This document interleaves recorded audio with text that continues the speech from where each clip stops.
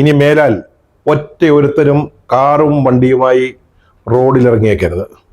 ഇറങ്ങിയാൽ പണി പാളിയത് തന്നെ. കളി പഴയ ടോൾ ബൂത്തുകളോടല്ല, സാക്ഷാൽ AI ആർട്ടിഫിഷ്യൽ ഇൻ്റലിജൻസ് അഥവാ നിർമ്മിത ബുദ്ധി. അവന്മാരെ വെച്ചാണ് ഇനി നിങ്ങളെ സർക്കാർ കൊള്ളയടിക്കാൻ പോകുന്നത്, അല്ലെങ്കിൽ നിങ്ങളുടെ കീശ ചോർത്താൻ പോകുന്നത്. കിബി റോഡുകളിൽ നിന്ന് ടോൾ പിരിക്കാൻ ഇപ്പോൾ സർക്കാർ തീരുമാനിച്ചിരിക്കുക. 30 കിലോമീറ്റർ ദൂരം കാറിലോ മറ്റേതെങ്കിലും വാഹനങ്ങളിലോ സഞ്ചരിച്ചാൽ നിങ്ങൾ ടോൾ കൊടുത്തേ പറ്റുകയുള്ളൂ. പഴയതുപോലെ ടോൾ ബൂത്തുകളൊന്നുമില്ല. അവരെ പറ്റിക്കാമെന്നൊന്നും വിചാരിക്കണ്ട. ഇപ്പോൾ ആർട്ടിഫിഷ്യൽ ഇൻ്റലിജൻസ് ആണ്.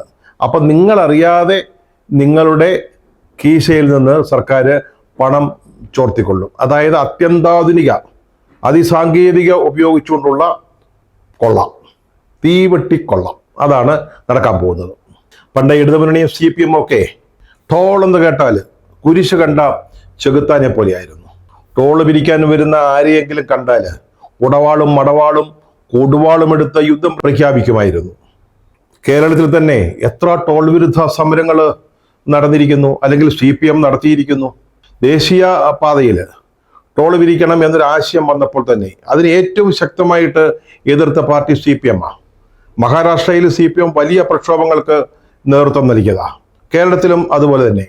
ആ CPM നയിക്കുന്ന കേരളത്തിലെ ഇടതുമുന്നണി സർക്കാരാണ് ഇപ്പോൾ കേരളത്തിൽ പാവപ്പെട്ടവന്റെ നെഞ്ചത്ത് കയറാൻ വന്നിരിക്കുന്നത്, ടോൾ പിരിക്കാൻ തീരുമാനിച്ചിരിക്കുന്നത്.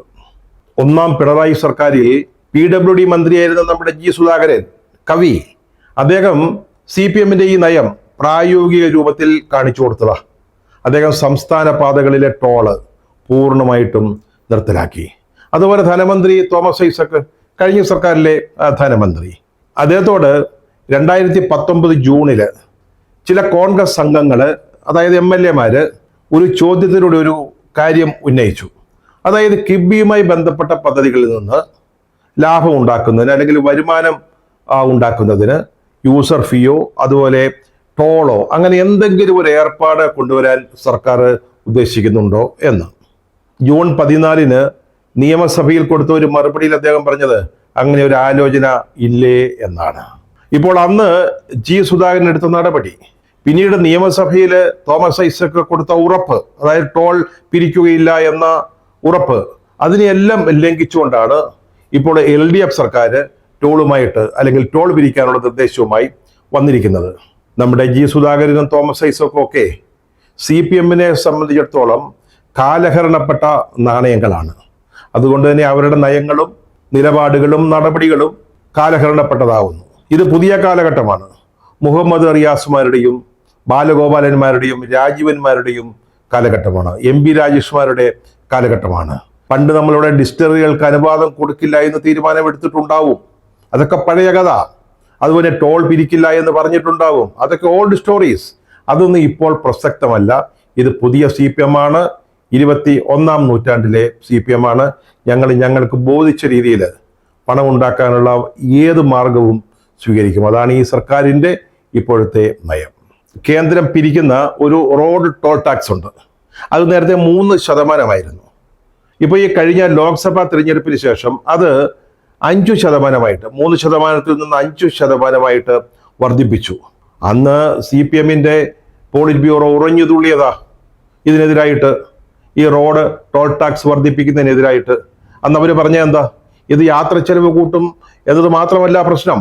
ഈ ടാക്സ്, പുതിയ ടോൾ ടാക്സ് വന്നാൽ അല്ലെങ്കിൽ വർദ്ധിപ്പിച്ച നിരക്ക് നിലവിൽ വന്നാൽ യാത്ര ചെലവ് കൂടുന്നതിനൊപ്പം നമ്മുടെ നിത്യോപയോഗ സാധനങ്ങളുടെ വിലയും വർദ്ധിക്കും.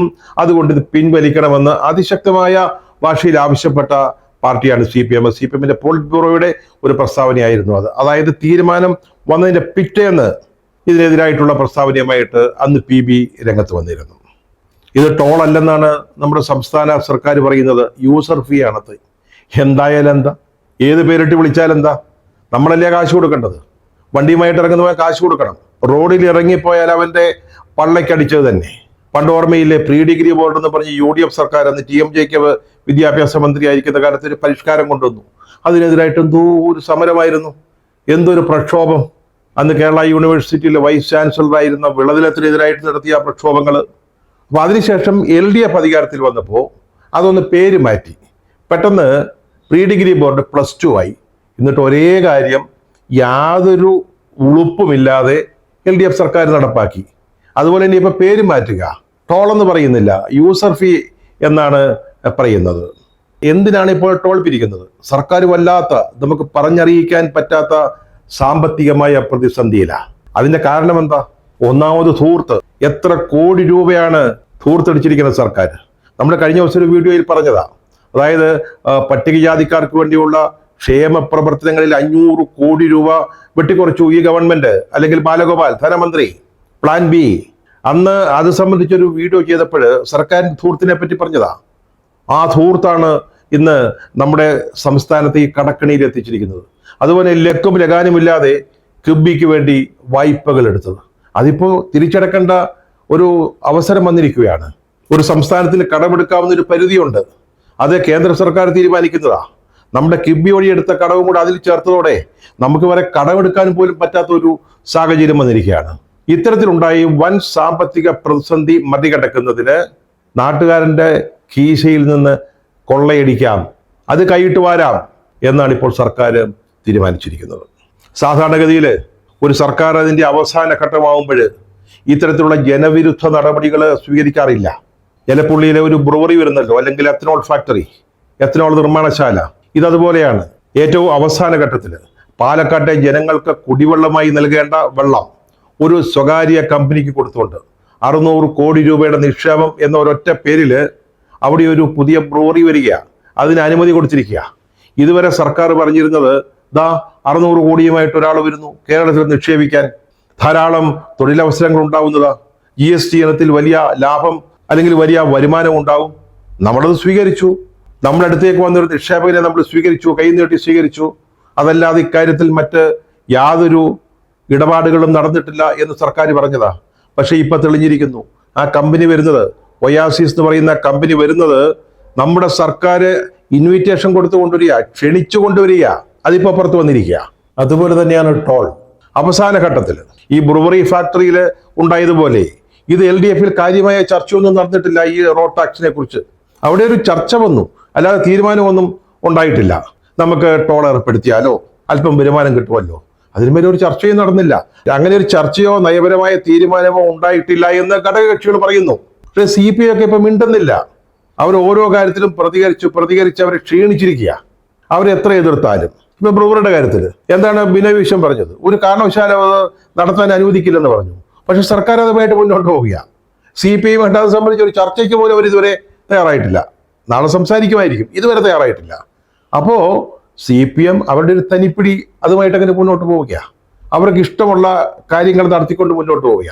അപ്പൊ CPI ഒക്കെ ക്ഷീണിച്ചു. ബിനോയ് വിശ്വമൊക്കെ വല്ലാതെ ക്ഷീണിതനായിപ്പോയി കേട്ടോ, പ്രതികരിച്ച്. ആന്റണി രാജു മറ്റൊരു ഘടകകക്ഷി നേതാവാ, അദ്ദേഹം എന്താ പറഞ്ഞത്? ഇത് ചർച്ചയ്ക്ക് വന്നോ എന്ന് ഓർക്കുന്നില്ല. ചെറുത് മന്ത്രിസഭയിൽ പോലും വന്നിട്ടില്ല. ഈ ബ്രൂവറീസ് മന്ത്രിസഭ ഒന്ന് ചർച്ച ചെയ്ത് തീരുമാനിച്ചതാ, അജണ്ടയായിട്ട് വന്നതാ. ഇത് ഇതുവരെ മന്ത്രിസഭ ആലോചിച്ചിട്ടും തീരുമാനിച്ചിട്ടുമില്ല. നമ്മുടെ TP രാമകൃഷ്ണൻ, ഇടതുപക്ഷ മുന്നണി കൺവീനർ, പറയുന്നത് ഇനി മന്ത്രിസഭയിൽ അത് വരുമ്പോൾ അത് സംബന്ധിച്ചുള്ള ആലോചനകൾ, ചർച്ചകൾ നടക്കുമെന്നാണ്. പക്ഷെ നമ്മൾ മനസ്സിലാക്കുന്നത് ഈ നിയമസഭാ സമ്മേളനത്തിൽ തന്നെ ഇത് സംബന്ധിച്ചൊരു ബില്ല് കൊണ്ടുവരാനാണ് സർക്കാർ ആലോചിക്കുന്നത്. ഒരുപക്ഷെ ഇപ്പോൾ വലിയ തോതിൽ എതിർപ്പുണ്ടായത് കൊണ്ട്, വിമർശനം വന്നതുകൊണ്ട് ഈ നിയമസഭാ സമ്മേളനം കഴിഞ്ഞിട്ട് ആരും അറിയാതെ പിൻവാതിൽ വഴി ഒരു ഓർഡിനൻസിലൂടെ ഒരുപക്ഷെ ഈ ടോൾ ഏർപ്പെടുത്താനായിരിക്കും സർക്കാർ തീരുമാനിക്കുക. ആർട്ടിഫിഷ്യൽ ഇന്റലിജൻസ് വഴി രാജ്യത്തും ലോകത്തും സോഷ്യലിസം നടപ്പാകുമെന്ന് CPM-ന്റെ സംസ്ഥാന സെക്രട്ടറി ഗോവിന്ദൻ മാർക്സ് പറഞ്ഞപ്പോൾ സത്യം പറയാമല്ലോ, ഇത്ര നിരീക്ഷിച്ചില്ല. കാരണം അദ്ദേഹം പറഞ്ഞത് ശരിയാവാൻ പോവുക. അതായത് ഈ കാറും വാഹനങ്ങളുമായിട്ട് റോഡിൽ ഇറങ്ങുന്നവരെ, അവന്മാർ മുതലാളിമാരാണല്ലോ, ഊർഷകളാണല്ലോ, ക്യാപിറ്റലിസത്തിന്റെ പ്രതിനിധികളാണല്ലോ. അവന്മാർ ടോൾ കൊടുത്ത് മുടിയും, അവർ പാപ്പരാകും. അപ്പൊ എന്താ സംഭവിക്കുക? ഉള്ളവനും ഇല്ലാത്തവനും തമ്മിലുള്ള അന്തരം വല്ലാതെ കുറയും. അങ്ങനെ കേരളത്തിലെങ്കിലും സോഷ്യലിസം നടപ്പാവും.